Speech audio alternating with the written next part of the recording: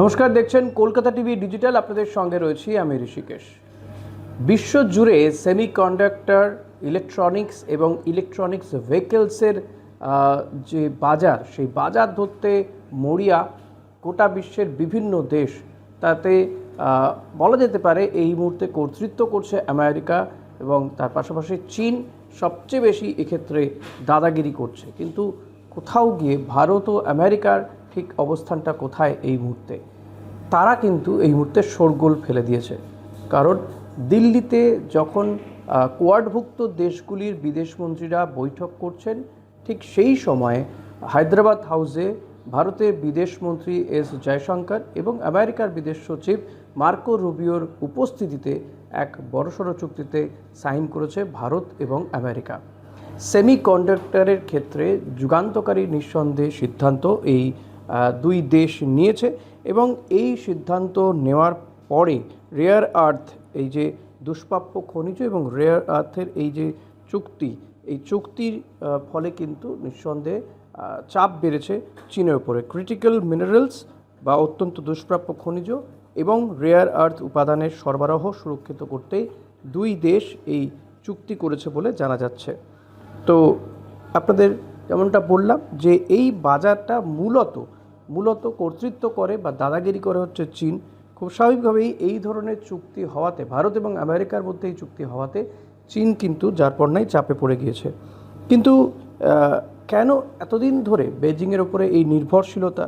আপনারা জানেন যে প্রতিরক্ষা ব্যবস্থা থেকে শুরু করে গ্রিন এনার্জি কিংবা অত্যাধুনিক যে স্মার্টফোন আমরা ব্যবহার করি, এই সমস্ত কিছু তৈরিতেই কিন্তু এই রেয়ার আর্থ এর এক ভূমিকা গুরুত্বপূর্ণ।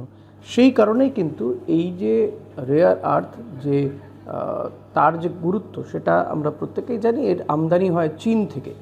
তাই চীন যেহেতু এই বিষয়টাতে তাদের যে এক্ষেত্রে প্রচুর পরিমাণে সেখানে এই মিনারেলস বা এই খনিজ পদার্থ পাওয়া যায়, খনিজ উপাদান, সেই কারণে তারা অন্যান্য দেশগুলোর উপরে নানা শর্ত চাপিয়ে রাখে এবং থেকে এইখান থেকে আমদানি করতে গেলে বিপুল পরিমাণ অর্থ গুনতে হয় বিভিন্ন দেশগুলোকে। এই নিষেধাজ্ঞার কৌশল নিয়ে কিন্তু চীন গোটা বিশ্ব বাজারে দাদাগিরি করে চলেছে। ফলত তাদের এই একচেটিয়া বাজারটা কিন্তু এবার শেষ হতে চলেছে। ভারত এবং আমেরিকা তারা এই দুই দেশ যৌথ চুক্তির করার ফলে। কিন্তু এই রেয়ার আর্থ কেন গুরুত্বপূর্ণ, কোথায় কোথায় ব্যবহার করা হয়? আপনাদেরকে ইতিমধ্যেই বললাম যে সেমিকন্ডাক্টরের চিপ কিংবা যুদ্ধ বিমানের যন্ত্রাংশ, উইন্ড টারবাইন, বৈদ্যুতিক গাড়ির ব্যাটারি, এই সমস্ত ক্ষেত্রে কিন্তু এই বিশেষ উপাদানগুলির ব্যবহার অপরিহার্য। আর সেই উপাদানগুলো এতদিন চীন সরবরাহ করে আসছে। খুব স্বাভাবিকভাবেই অন্যান্য দেশের উপর নিষেধাজ্ঞা চাপিয়ে চীন এখানে দাদাগিরি করছিল। কিন্তু ভারত ও আমেরিকা এই চুক্তি আজকে সম্পন্ন করেছে। এই মঙ্গলবার দিন এই চুক্তি সম্পন্ন করেছে হায়দ্রাবাদ হাউসে।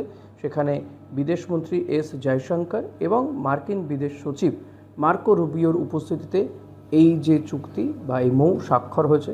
ফলত মনে করা হচ্ছে যে আগামী দিনে গোটা বিশ্বে যে চীনের এই যে দাদাগিরি, এই সমস্ত রেয়ার আর্থ উপাদানের ক্ষেত্রে, সরবরাহের ক্ষেত্রে বা আমদানির ক্ষেত্রে, সেই দাদাগিরি এবার শেষ হতে চলেছে।